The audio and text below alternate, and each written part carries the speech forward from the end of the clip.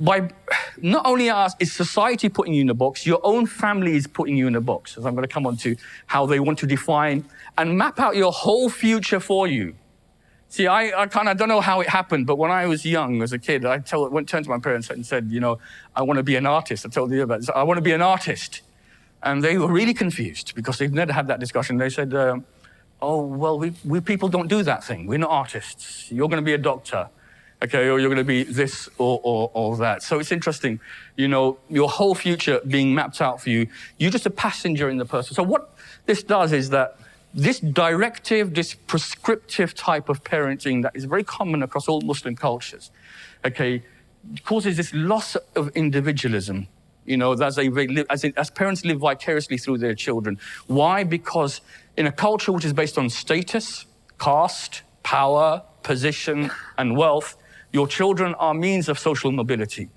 And Europe has provided an interesting vehicle for that because through education, you know, you've got significant social mobility, certainly in kind of a number of kind of European countries. So people who came from absolutely impoverished backgrounds have become quite wealthy as a result of that. So there's a loss of individuality and there's an inability to personally express yourself.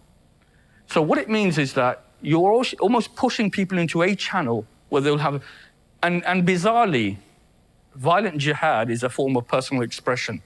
And a person's, you know, I use this formula, which is that, imagine this formula. One, what ISIS say to their recruits, you are unique. There is no other people on the whole face of this world who are doing what you are doing. You are the vanguard, you are the foremost. In Arabic language, you know, وَالسَّابِقُونَ الْأَوَّلُونَ, you know, which means that you are the foremost of the foremost. It's very charismatic and persuasive. And so you are unique.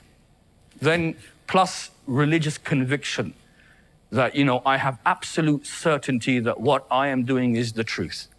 And I always find that that's formula, uniqueness plus conviction equals significance. Someone powerless, invisible, someone who couldn't define their future now becomes significant and powerful and has arrived.